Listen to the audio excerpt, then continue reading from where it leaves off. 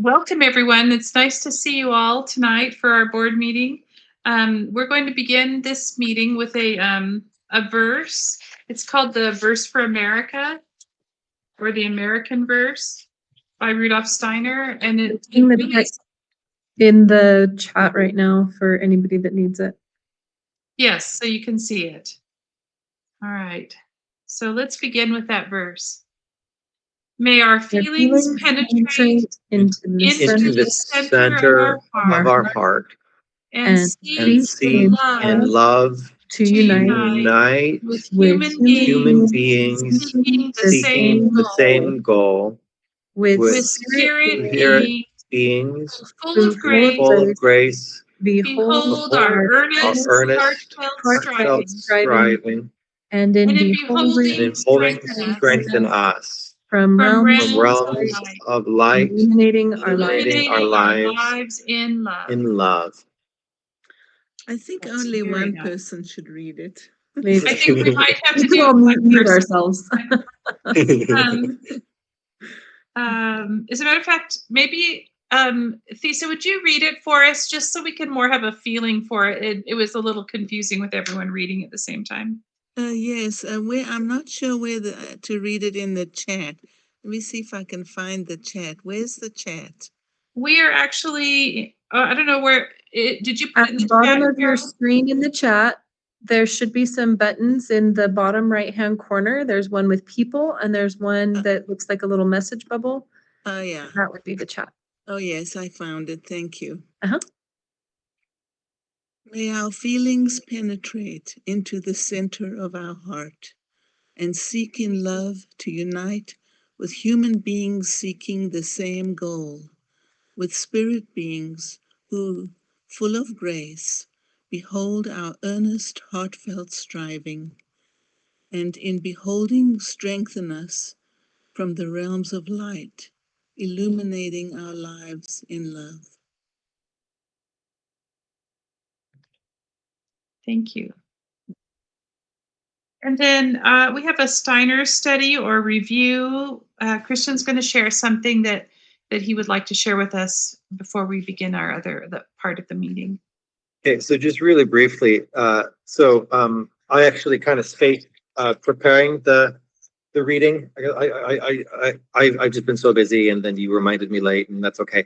But I actually pulled it up right now, and I do remember these chapters. Oh, which good. is good.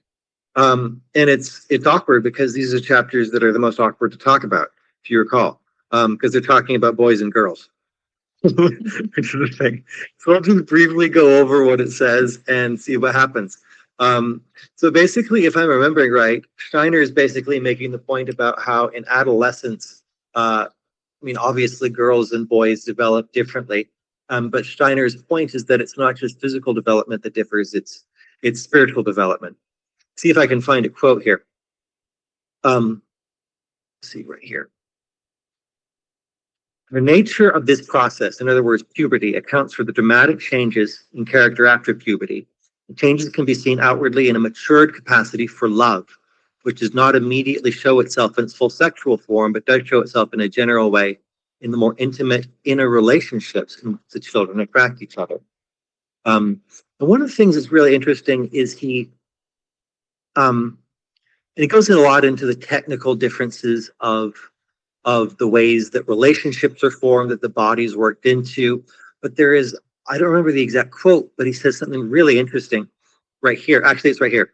We must, in our lessons, see to it that the children experience the beautiful, artistic, and aesthetic conception of the world, and their ideas and mental pictures should be permeated by a religious or moral feeling. And he goes on to say, for a child whose feelings for the beautiful, for the aesthetic conception of the world have not been stimulated, will during puberty easily become overly sensual, perhaps even erotic. There is no better way of counteracting the erotic feelings than through the healthy development of the aesthetic sense for the sublime and beautiful in nature. If you succeed in making the children feel deeply the beauty, the colors in sunrise and sunset, and the flowers experience the sublime splendor of a thunderstorm, if, as it were, you cultivate in them the aesthetic sense, you will do more for them than is done by the often absurdly practiced sex education given to children at an ever younger age. It is a feeling for the beautiful, an aesthetic confrontation with the world that counteracts the erotic feeling. By experiencing the world as beautiful, the human being be able to also attain the right relationship to his or her body. Now, I don't want to dwell too much on the more sensitive aspects. One of the things I really wanted to point out is the crucial importance of a reverence for beauty.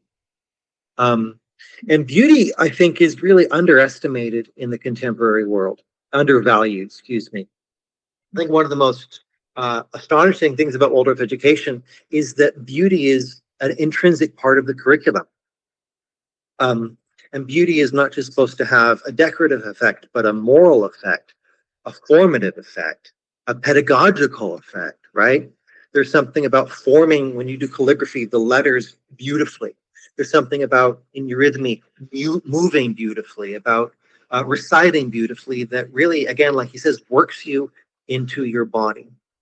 But he also goes on to say that it's really important to have, and he also talks about this in other texts, reverence, right? And reverence is something that is so sorely lacking in modern just life, and especially in modern young people. Steiner actually goes on to say that a child who has not learned how to bow their head in reverence as a child will not grow up into someone who can bless. So the capacity to have reverence in young age grows into the capacity to give blessing in old age. There's something really crucial about looking up to something higher than you.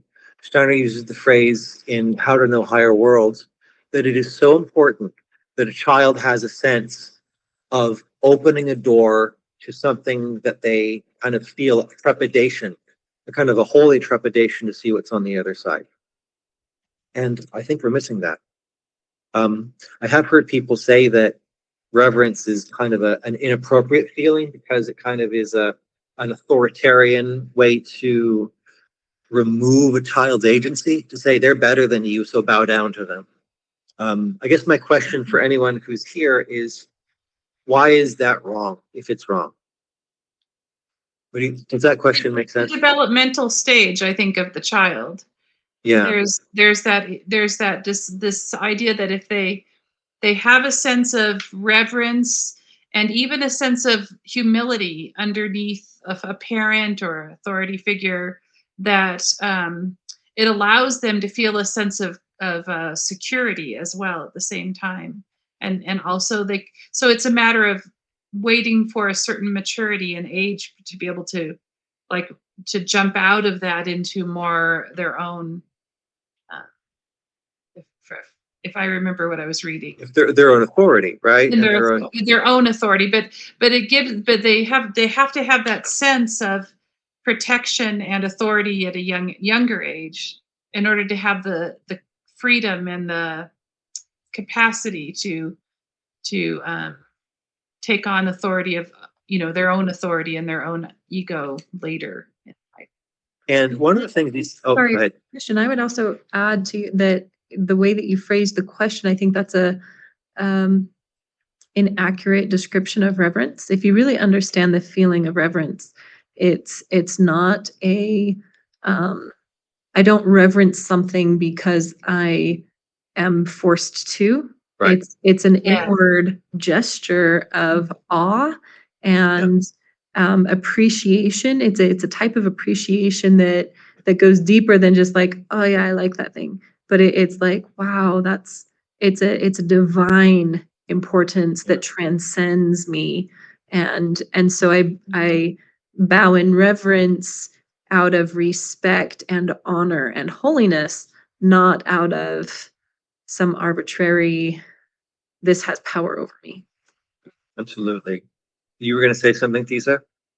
Yeah, I was just reminded of this three, that in the early years in kindergarten, you're the benevolent governor.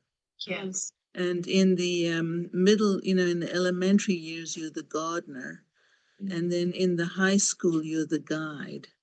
Hmm. So so it's guidance that we are looking at as adolescents. But I thought it was just so.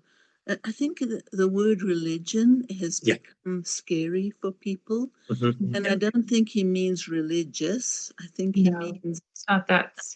reverent, a feeling of awe. And I think in order to learn something, you have to give up yourself. Yeah. To look into something deeply. So, and that comes from a sense of wonder, where you're just gobsmacked by the universe, and so you want to know more about it in that sense. And I think There- as with teenagers too, it gives them a sense of they have a deep love for something that they attach to. Rudolf Steiner was talking about that. So for me, it was sewing when I was a teenager. And I just fell in love with fabrics and creating patterns and just, for years I spent doing creations of some kind. And if you can have a teenager find something they love and that they can create with, it helps them, I think, emotionally so much in their years developing their. I was also thinking, sorry to speak again, I was also thinking about Steiner, a friend of mine who read his biography. I never have read his biography. She said that he had an experience of a great being taking him around the universe and showing him all the geometry and all the connections of everything. And I would imagine a high school teacher is kind of in that role of the higher being, because the higher being informs the one beneath it. So the astrality of the teenagers are looking for the ego, the I am, the higher ego, um to show them the world and to show them how to react to it. Interesting. There's a passage in How to Know Higher Worlds where he says that the child's reverence for an adult will turn into the adult's reverence for truth. Ooh, that's good. Oh, wow. And I think that's true. Because I think reverence for truth is reverence for kind of what you were talking about, something that goes around that's universally present, that's present in everything true, right? It's abstract, but in a good way. It's universal. It's everywhere, and it leads you up in the right way. So I think that's probably enough from It's been 10 my minutes mouth. on discussion. Okay. So Thank good. you so much. So, are there any anyone from the public that wants to make a comment or opening up our board meeting? Just need to ask that question. I don't see anyone from the public here. Susan, did you have a capacity building section for this as well? You may not have been ready for this. Not this month, but I will next month. I will add that in next month. 'Cause we're reading the what is it called, Carol? The University of Board University of Board of School Board Charter School Boards book. It's So a I'll have something instruction manual on governing. board member work that we'll do next month. Okay, so Sarah, could you review our minutes from our previous meeting if you have those ready right now? Yes. So we had our budget was uploaded to the state system and the charter board confirmed the funding for this month. It would be available in the bank after September 2nd. Which has changed. To the 30th. No, it didn't change. September 30th is when funds are released. Okay, I will update September 30th. Contracts, invoices, and reimbursements can begin in September. Is that correct still? So what had happened is that so in the last meeting, we were told that funding would be released at the end of August and that we could start making payments in September. We were notified right after that board meeting that there was a problem on the state end and it's not being released until this month. So those were accurate to the last meeting, but there was an update since then and it's actually this month. So Okay, I can update the minutes then. I still have the Scala contract was signed. And the first meeting was September 2nd. Is that correct? To coordinate a marketing plan. Alliance Summer Training supported new collaborations, meeting with Liz Bevins for Alliance support, potential board introductions and interviews planned. A bookstore study was recommended, Charter School Board University by Brian L. Carpenter. The UAPCS or CCS pre-operational trainings are required for all board members, and we just wanted to remind people of that. We hired Chalice as the curriculum developer, proposed via contract services to avoid the startup grant salary restrictions. Collaboration trip was planned September to October to visit regional Waldorf and work study schools for resources and policies. Due to the facilities, we had high land costs and we're exploring affordable options and awaiting tax exempt status by September 8th. We need building a contract by the end of August. Committee reports, Carol was working with Red Apple on a pro forma budget. Marketing outreach and PCC, Carol and Christian with Scala and 3 parents, including Teresa Bennett, were offering support. Both planned, or we had a booth planned at the Saratoga Springs Farmers Market and a parents' night scheduled for the week of September 8th to 12th. Chalice formally resigned from the board and the motion was accepted. Kevin Paulson was approved as a member on the emergency meeting of August 9th. Thesa Kalinosis, sorry, I don't know how to pronounce that. Kalinikos. What? Kalinikos, just the way you Kalinikos spell. Yeah. was nominated and approved as a new member, and she discussed her background as well. We adopted the Charter School University as a formal study, and Susan is going to direct that. And then we also scheduled the meetings for the 3rd Tuesday of each month at 7 p.m. Is there anything that I need to change on there, Carol? Are we good? Okay. So that All is right. We were to notified vote that we don't, to- we were notified that we don't have to call emergency meetings emergency unless it's like a real emergency. So we can just call it meetings. I fixed that already. Okay. And then we just need to have a vote when it's convenient. So if may I there's no have other changes. someone vote to approve the minutes read by Sarah Archibald this evening? Lisa? I Okay, do. so- It's a the vote- motion. You got to start with a motion.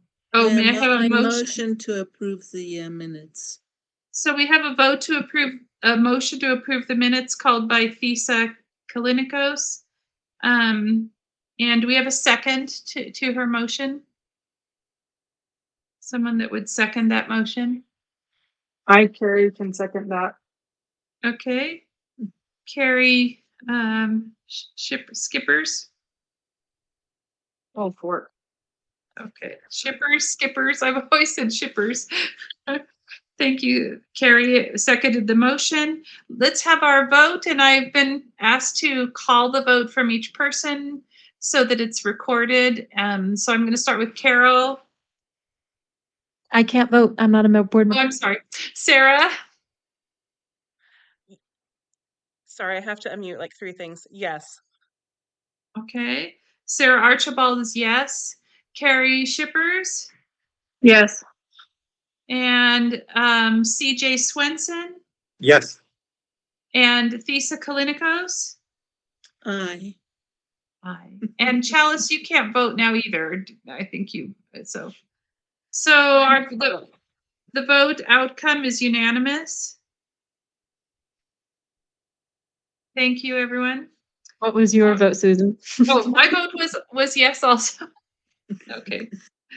All right, we would actually turn the time now to Carol Gregory, who will do our administrative report of what's happening now with our board and our school.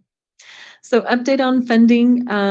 The state changed some processes on their level, and despite our best efforts and the charter school board's best efforts, we missed the processing date for August to get the funds at the end of August.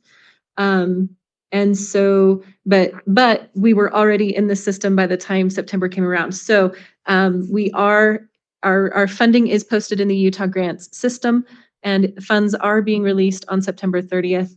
All of our contractors the contracts that we have and open invoices that we have been willing to work with us to allow us to make payments on October 1st as soon as those funds are received. So I've been working with Zions Bank, and they agreed to waive our bank fees for the past several months so that we're not overdrafted. And I'm working with them to make sure that our accounts are set up correctly once we get funding. I'm also working with Red Apple. I have a meeting with them tomorrow to make sure that we have all of our systems in place, that all of the budgeting and reporting processes are in place so that as we make these payments, it's all tracked correctly in our budget and for state reports.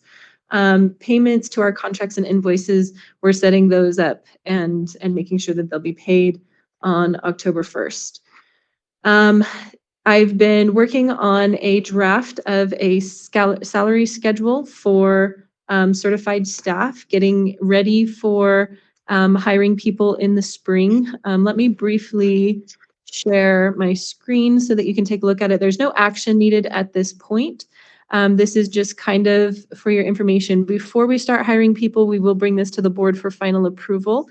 But I just wanted you to kind of see where we're starting at. So we have a very base salary starting at $48,500, and that would be a bachelor's degree with no teaching license and no Waldorf training.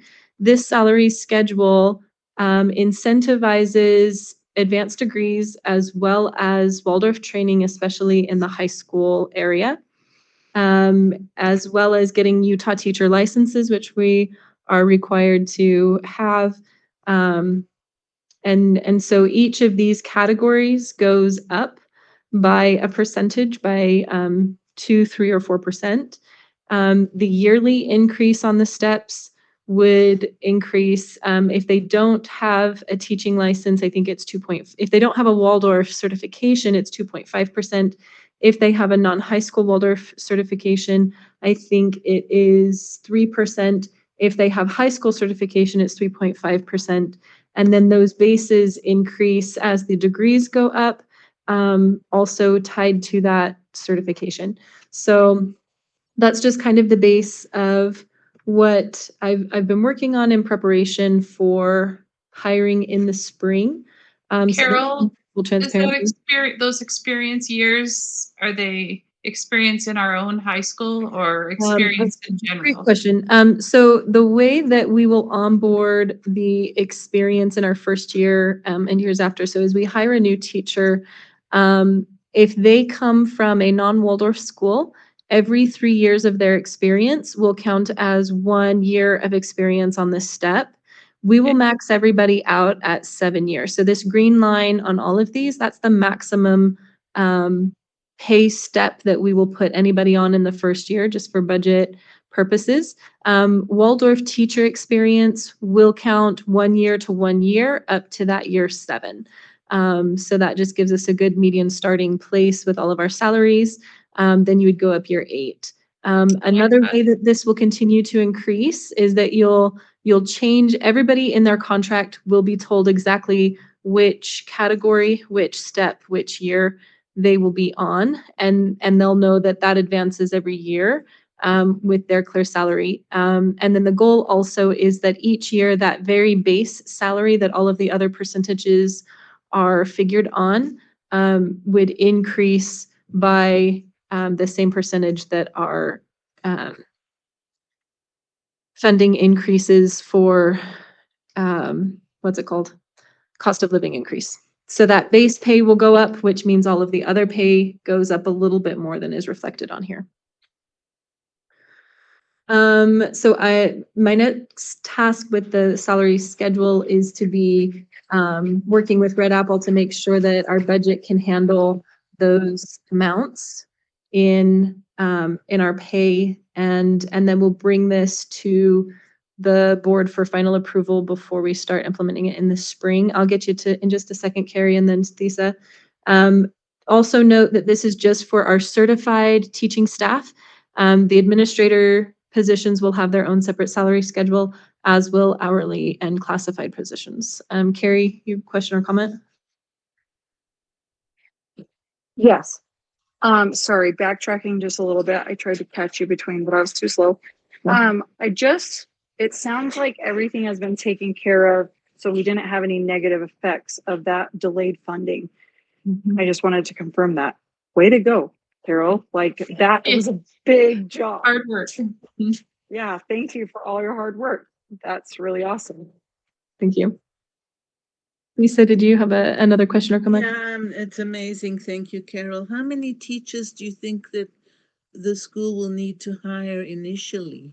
We actually redid I don't have it on these notes here, but we redid the teacher schedule and cohort schedule based around pods. Our original schedule was just around times of the day, but we looked at the pod structure of our schedule and redid the class schedule based on that. And correct me if I'm wrong, Chalice, I think it was 12 full-time teachers will accommodate anywhere between 200 and 350 students. And that's with that pod structure, and that's with cohorts being 20 to 35 students in range as we fill up with our enrollment. And so we actually are pretty good and solid to accommodate without having to make major adjustments in that. And the other question is this salary, do you think it's realistic for people to be able to live in Utah? I based those numbers and compared them to starting salaries at some of the district schools. And so as I've compared those amounts, so our very base salary of bachelor's degree but no other certifications is a little bit low, but teachers going into a public school are several lanes over with that, with a Utah teaching license and the bachelor's degree. So yes, that it is comparable to what other teachers are being paid. And so my next step is to work with Red Apple to make sure that it is competitive pay and that it is viable with our budget to be able to pay the amount of teachers we're looking at with those in kind of an average sense, if that makes sense. Thank you so much, Carol. You're welcome, not a problem. I know. Oh. You first, Susan. It looked to be like the salaries were commensurate with what we had at Mountain Sunrise Academy. And I think we have room in the budget to increase that a little bit. The budgets that we've done so far have been around 45% of the budget being allocated to salaries, but we can bump it up to 61%. So we've got a little bit that we can also push that.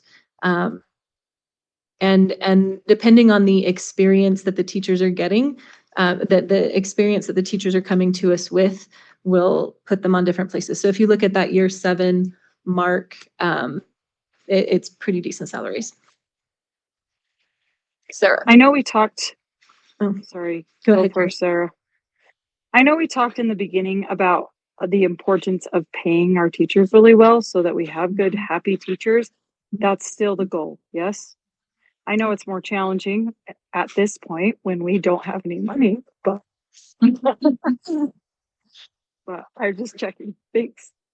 I was Thank gonna you, Sarah. just ask, I know at one point we discussed having teacher pay go up if they were doing cross-disciplinary with classes. Is that something we're still considering with financing improving, or what is the timeline potentially for that for our teachers? That's not reflected on this salary schedule, but that would be allocated, I think, through stipends as they get extra duties and things on that. Would be figured into to kind of boost it. Just for the board's information, our funding comes from base student weighted pupil unit amounts, but every full-time licensed teacher that we have hired actually gets a bonus from the bonus money into our budget at $10,000, a little over $10,000 a school year. That's the current rate that it tends to be adjusted to help supplement this salaries. So there is also teacher salary supplemental money coming from the state in addition to our base student rates. Any other questions on the salaries? That's what we're working on. Moving on, our marketing support with Scala has been going extremely well. We have a weekly meeting with them that helps us stay on target. They're slowly training us in their systems and onboarding everything. We went to the Saratoga Springs Farmers Market for 2 weeks, and it was actually a little more successful than I was anticipating, I think. It was a little bit initially hard to track because we didn't have a lot of people signing up right there at the booth, but our interest list went from about 30 families to about 90 families. So we tripled the people on our list just from those 2 farmers markets. So that was really exciting. We've gotten all of those families uploaded into the Scala system. We're working on we've filled out our school profile with them, and we are, their people are being trained on our vision, our mission, what our school looks like, the programs that we're offering, and being able to speak as though they are us in reaching out to these families to flesh out the details of our list. We asked for a little bit less information than they're starting with. So they'll be contacting our families to get student names, their actual zip code, and some more details that we can accurately track that data. So it has been very much worth it so far. They're also willing to work with us and make sure that we can pay them once we get paid. This year's season is now closed. I looked at, after Saratoga Springs, I looked at joining a couple other farmers markets for the last couple of sessions of this year, but they've all closed their applications for new vendors. But I think we have enough evidence that that is a good place for us to find like-minded people who want to join our school. And so we are keeping lists and making preparations, and I'm creating vendor accounts for us to be able to apply and be fully involved next year and redouble those efforts in the middle of our enrollment. We, like I said, we're close to 100 families on our list of interest. That includes almost 20 freshmen and almost 20 sophomores for our first year. So we were almost at our first cohort for both of those classes. And then actually 2/3 of those families are future families that are willing to be engaged with us throughout the process until their children are old enough to join the high school.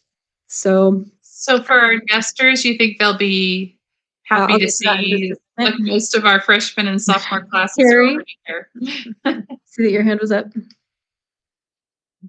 Yes, I was wondering, do we have like flyers or something that you were using at that?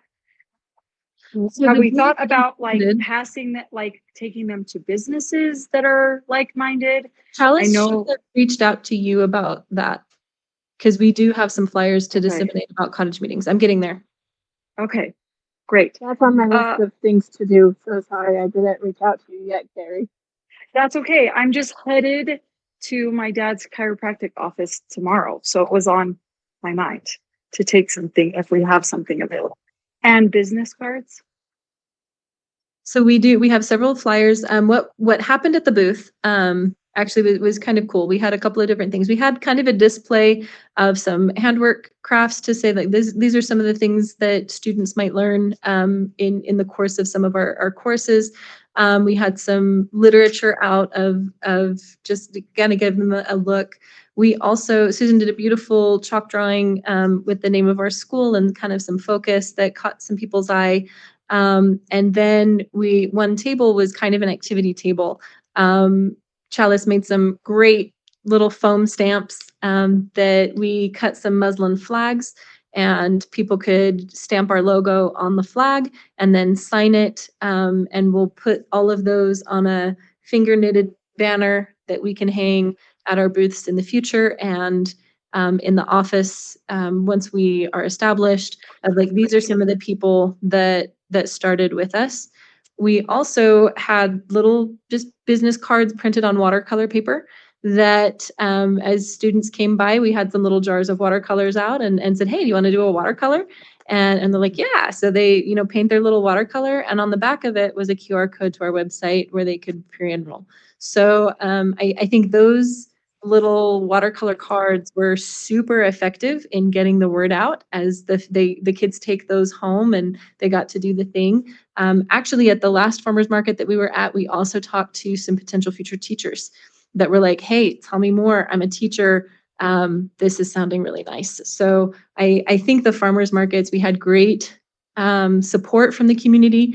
And when I tell families, I say the easiest way to describe our program is a farm to table lifestyle. And they're like, yes, that's what we want. And they've been super excited. So as far as marketing with the investors, we have a meeting tomorrow with Scala again, our weekly meeting, and we are working on a report to give to the potential investors.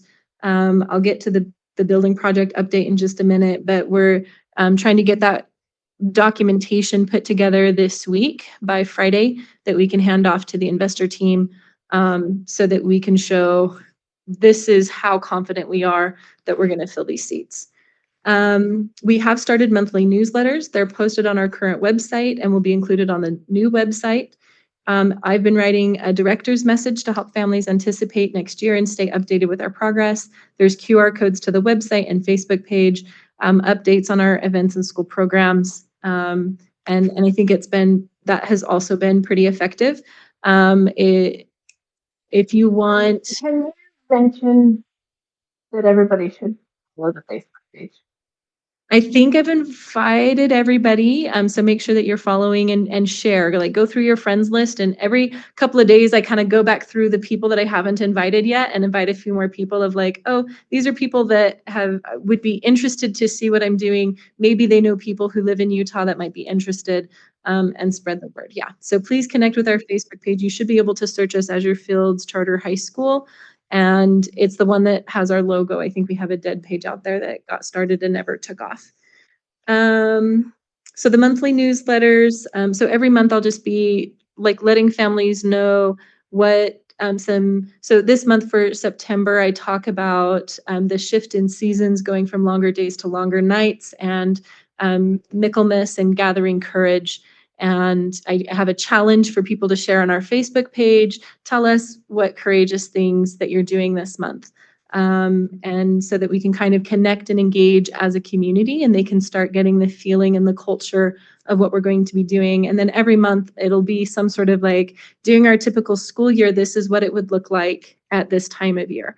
So helping our families get a picture before we're there of this is who we are and this is what it will feel like and experience like. And that's kind of what the newsletters. The families that came to our cottage meeting, we had a cottage meeting on last Saturday. We only had 2 families. I think I said that, but they're super excited. They took extra flyers to go hand out to people. So we do still have extra flyers if anybody wants to pick some up, and some other posters that we're creating. Our next cottage meeting will be in October, and it'll be at evening, I think on the 15th. So, And by the way, Carol, your presentation really impressed one of my students' fathers who Thank you. needed to be impressed by our Oh, high good. school as well. He was there to be convinced, and we convinced He him. convinced a father, and so they will be very happy as a family. Good. Yeah. So what's success? I just thought I'd mention that the 15th is fall break. So you might miss a lot of families. That's possible, but that's the only week that Chalice and I will be in Utah because of our epic adventure that I'll talk about in a minute. But That's great. so One more thought really quick. Go ahead. I spoke to this couple that had a booth at the Draper Days. Whatever they're, what do you call those things? Yeah. And I was telling them about Azure Fields, and they said, you really should have a booth it was a farmer's market for one of the ski resorts. Yeah. But it's on Sunday. So I was thinking none of us will be really thrilled to be there on Sunday, but they kept saying that is the crowd. That is your crowd there. Those are the people. So I wonder if we want to look into maybe some of the other ski resorts. I think it was Buttons that they were talking about. It's interesting. Ski resorts. Yeah, that's on our list as the season comes around next year of getting to as many of those as possible. But yeah, thanks. Yeah. Okay, so we had budget meeting the building project meeting this morning. Roundtable Funding says that he has 2 investment firms that are soft committed to working with us, that they're interested in what we're doing. And And he feels confident that one or the other of them will come all the way through. And so we are finalizing a market presentation with Scala this week to share with them by Friday, so that he can move forward with that. The building project itself is frustrating. We're at a difficult point in the market. The land is very expensive. The area we're looking at is exploding, so things are just going at top dollar. That is a little bit cost prohibitive for us to do. The team is really great at being candid, being honest, and being very creative.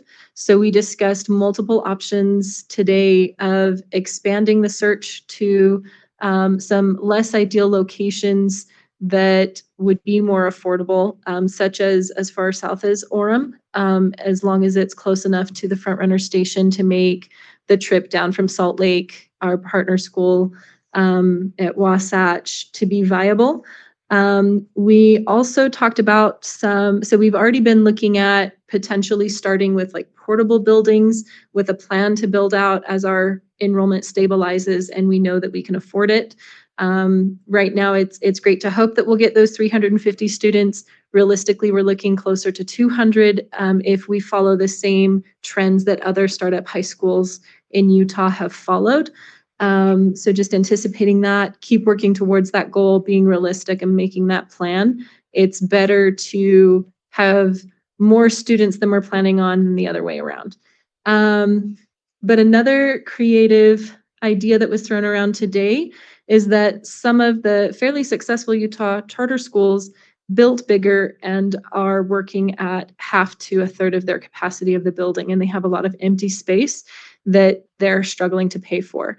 One being Rockwell, and the current interim directors, Brian Bowles, and I don't remember the name of the other person. Do you remember her name, Sarah?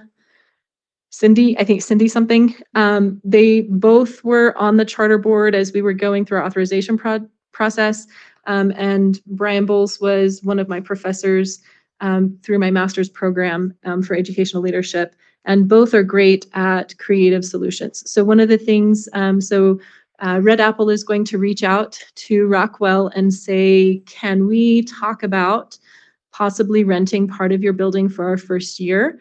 So if we can negotiate a lease with them that's reasonable, and at the same time get investors to help us purchase some land, even if we're just sitting on it, if we don't have to develop it, but we can pay for the land and have it ready as we stabilize to build out when we're ready for it. One of our thoughts was that we're actually so unique in the high school program that we're offering, we won't be in direct competition with the other high school.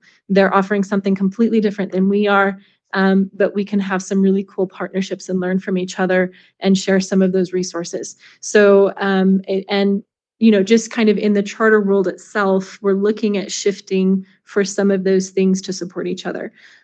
So we're still working on it. We're being creative and trying to do the best that we can in moving forward in the building. We're also coming up against some hard deadlines. If we can't find viable land, then we have to look at some backup plans because we're running out of time to even build portable spaces. So the team is great. We're working really hard. We've got some really great solutions. We're going to find something. It just might look a little bit different than we initially imagined. Carrie? Sorry, I have 1,000 questions today. I thought our deadline for building a building was the end of August. Is that correct? Like We had a to goal build a new building. tracked. If we build portables, it takes less time, and so we can push that deadline out a little bit. So as far as a complete new green build, we've kind of missed that already, but Okay. moving into some of these alternative building spaces, we still have time, and the team is working furiously on finding that. So glad to have him on our team. I know. Okay. I'm glad we still have options. Yes. Lisa? Thank you. And then Sarah. I have a question. I'm a little bit hesitant about portables. I know that they can be very cost effective, But I would really like to see our school dollars, especially how limited they are, go towards building what it is we need. And I am concerned, and I don't understand school funding that well, that if we're building portables as a temporary solution, will that take away from our funds long term for a high school? Okay, it won't. Okay. And so Also, the plan for that, just to flesh that out a little bit, they call it a pole barn building. So we would create beautiful administrative office in a full build. So our conference room and our sped spaces and our like the administrative pieces that we need would be a beautiful office build. And then kind of a steel frame gathering place for everybody to gather. So sports could happen in there, cafeteria could happen in there, whole school gatherings could happen in there, potentially partitioning it off for individual things in there, in addition to other portable outside classroom spaces that we would plan. And so a lot of those outdoor classroom spaces would be our permanent classroom outdoor spaces that we would want permanently on our site. And it comes down to being able to tell the right story of we're being responsible in phasing up our building, that we're going to start with this as our enrollment finalizes out. We have a plan. This is our permanent building as it will be. And I think the pole barn building wouldn't have to be deconstructed and reconstructed. It goes up very quickly. It has much fewer requirements. But I think it could be outfitted for a full building. It's kind of a phase one type of building. So that's kind of the full plan. It's not just like throw a couple mobile homes up there and see what happens, but there are some cheap, easy to construct, fast, meet our needs, and telling that right story. Lisa? Carol, I just wanted to add, if you have a chance to go to Santa Fe and see their Waldorf school there, their high school was built with modulars all the way around and a big concrete slab in the middle and a huge building that went all over the modulars. And it was like one big space. And then on the south side or north side, they had a wood shop that was semi outside, that you could go from. And it was quite an amazing building that unified everyone by having it being in a one building, sort of what you were describing, the general place. But this included all the modulars around. Yeah, that's kind of what we've been talking about. They could come out and see each other and be a community. And there was a drama in there, and eurythmy and all of those things, And then they had a couple of little real classrooms that were built onto the, like the art classroom was actually a real classroom extension of the whole thing. And so if you have a chance to go, I think it's still. That's on our list. Santa Fe's on our list. Oh, it's great. So my children in California started at the Performing and Fine Arts School. They bought land out in a rice field that used to have fog every morning, and they just put the portables out, and they had a large one for, like you said, the administration building. And it took years, but little by little, they just replaced everything with beautiful theater and classrooms. So I'm used to that model where you start out in a rice field. And then of course Boulder put modulars and they've never changed. They just put wood on them and they're just permanently there. But the roof is really low. So anyway, but our team is really great at finding those solutions. We're being creative and willing to really come at it. So we are coming up against these deadlines. We're getting those things finalized. The funding is getting finalized. The locations are getting finalized, and they're doing a really great job. So that's the update there. Chalice and I are planning an epic collaboration adventure all of October. So we will be traveling the Southwest United States. We have set our itinerary for the first half of our trip to collaborate with work schools and Waldorf schools. We'll be gone from September 28th through October 1st for the first half of it. We'll be back the week of the 12th. And then we leave again around October 21st.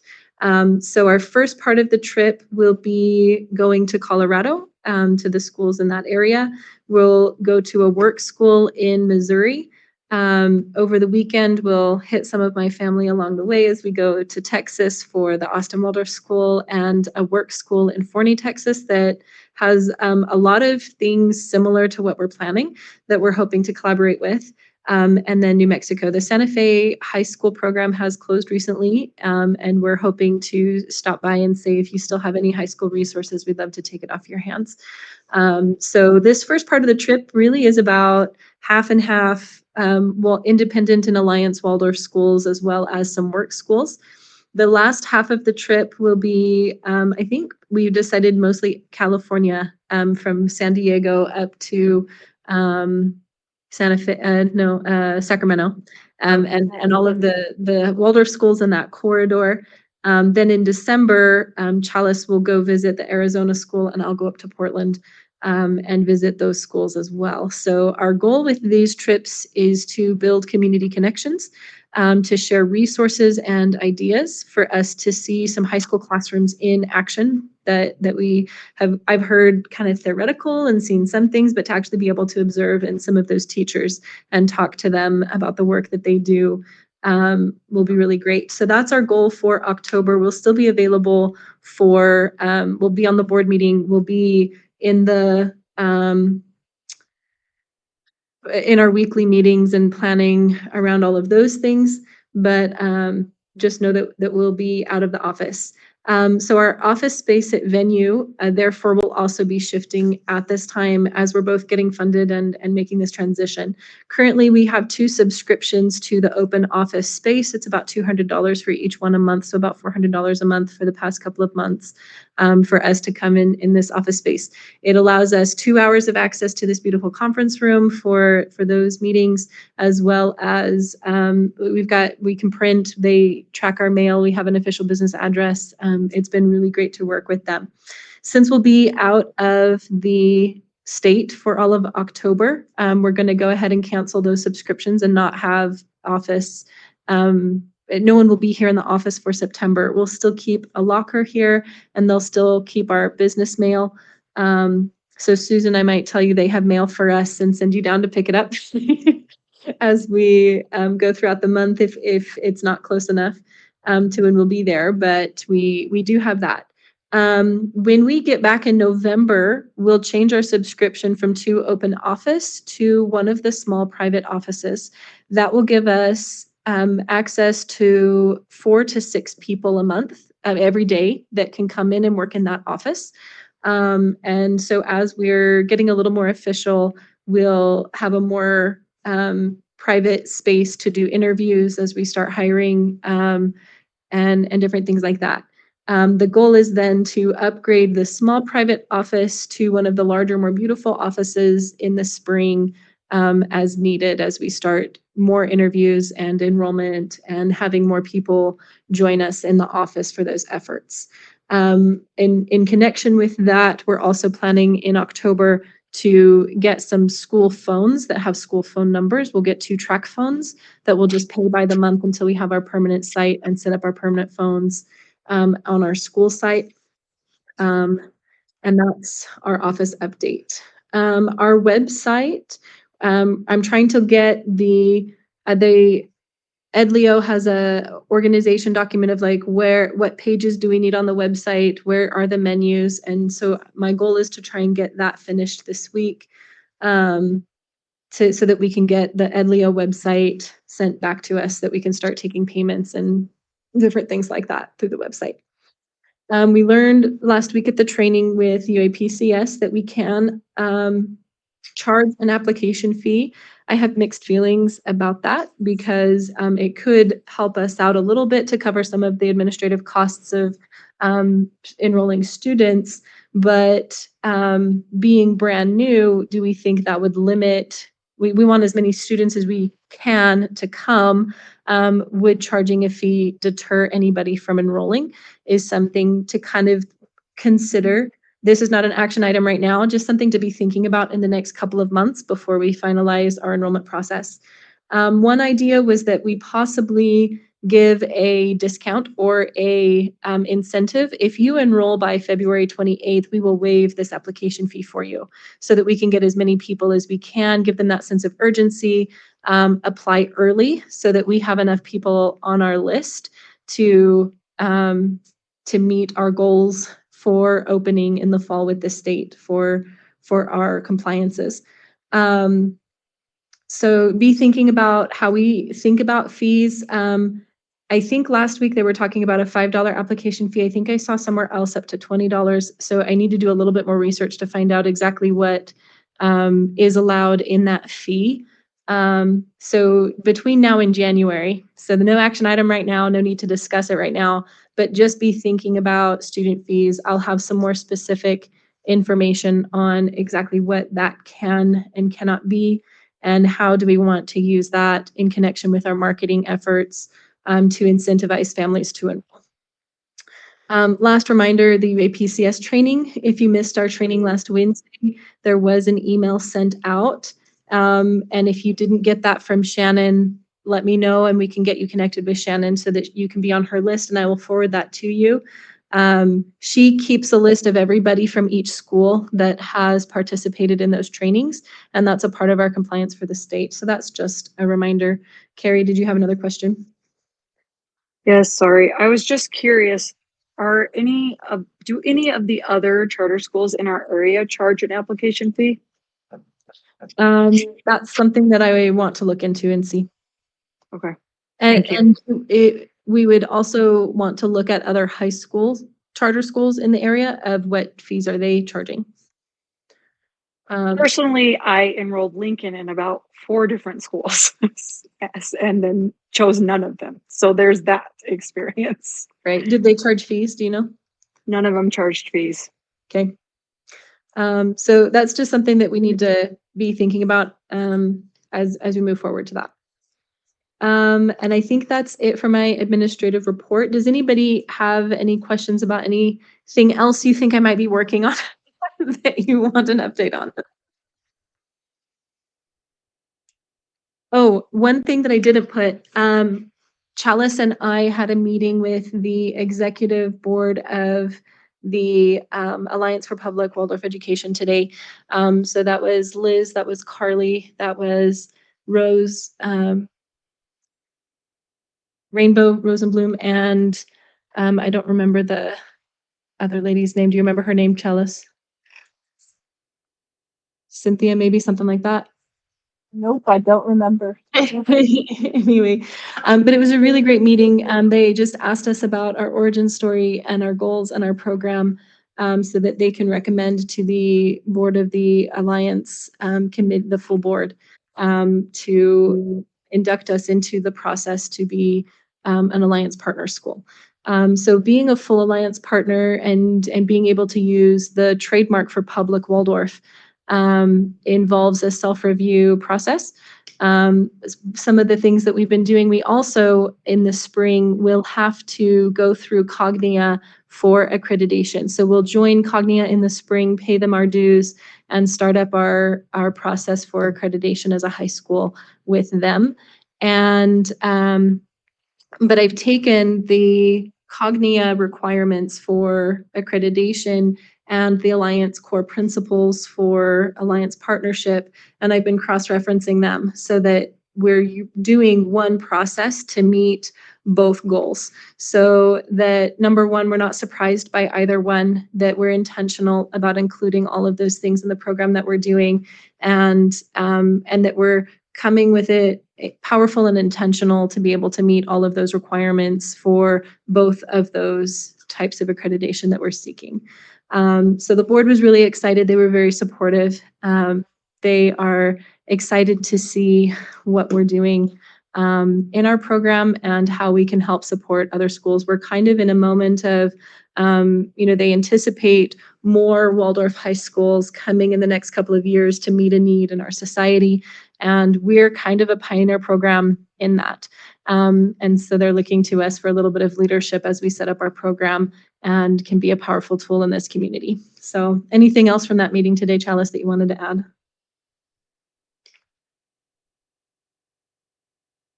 No. Okay, so that's the end of my piece today. Thank you, Carol. That's lovely information. I was just so pleased about how many freshmen and sophomore we already have coming, have pre-enrolled. That's just very exciting. We also would like to hear from our board finance committee.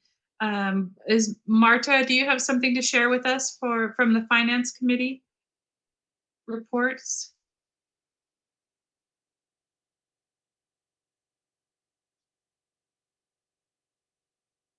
There's some notes to help you out if you need it. Marta, are you here with us right now? She's been in and out a little bit. Yes, that's what I'm seeing. Um, Okay, Sure. Carol, Just- are you reading I can these? go through that really quick. So we have been working with Red Apple to prepare for managing the budget. We are working on organizing a standing meeting that will be, I think, on the second Monday of every month, to kind of touch base with Red Apple and the finance committee. Our funding is certified to be released September 30th. We have payments submitted to pay the contract, so the director and so we have payments set up to pay.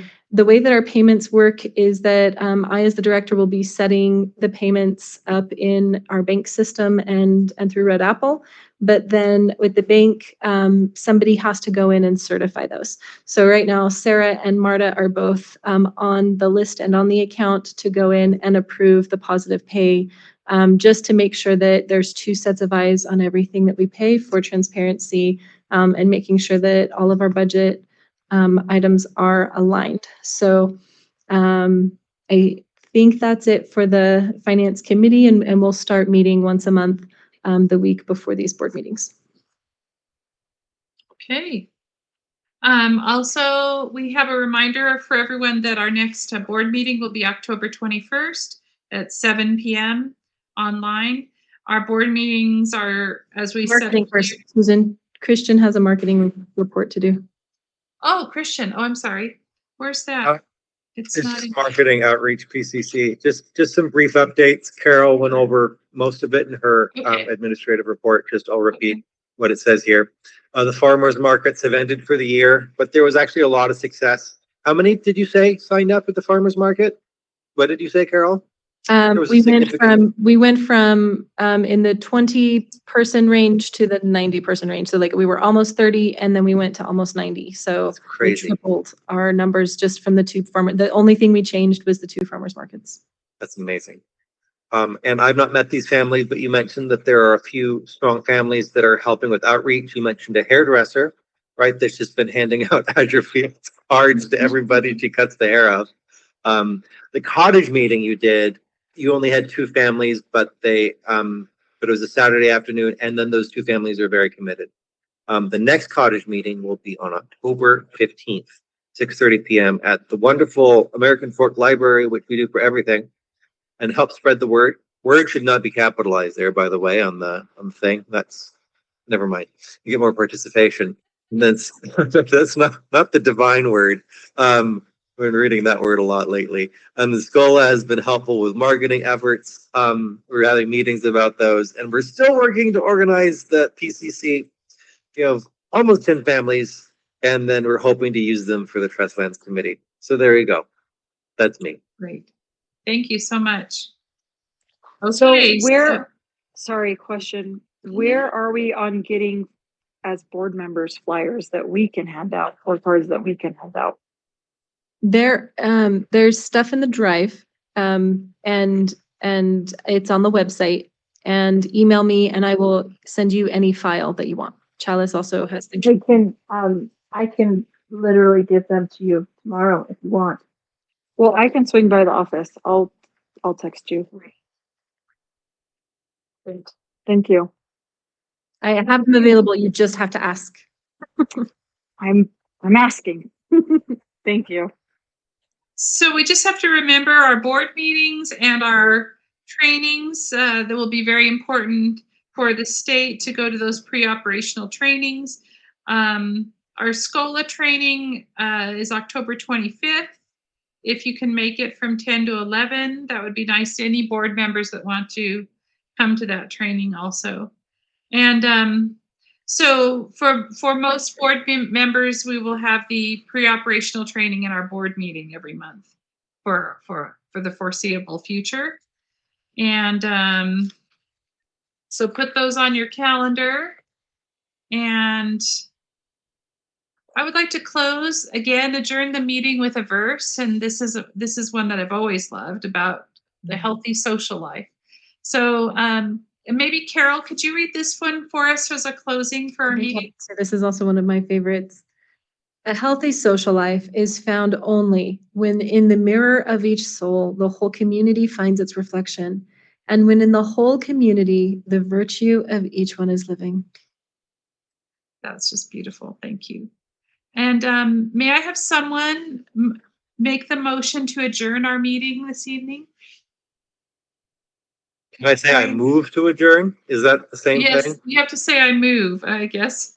Move or motion, they mean the same thing. Yes, I Um, move. Okay. I'll say it. Go And ahead. Carrie, you'll second it? No, it's Marta. Oh, Marta. Thank you, Marta. I have no voice, sorry. Oh, goodness. Okay. And so let's have a vote. Carol, could we go back to seeing everyone, please? On the screen? Yeah, sorry. There we go. And so let's have, let me just follow my list of people here. So I vote yes to adjourn the meeting. Sarah Archibald Aye. and Marta Barlow I, and CJ Swenson I, and Carrie Skippers Aye. and Fisa Kalinikos. Aye. And so the motion to adjourn the meeting is unanimous. And thank you all so much again Thank you. for coming. And the news is good, I think. We just need to get our building situation. So Keep thank you. building. yay. A nice evening, everyone. Marta, did you Yes. join around 7:40?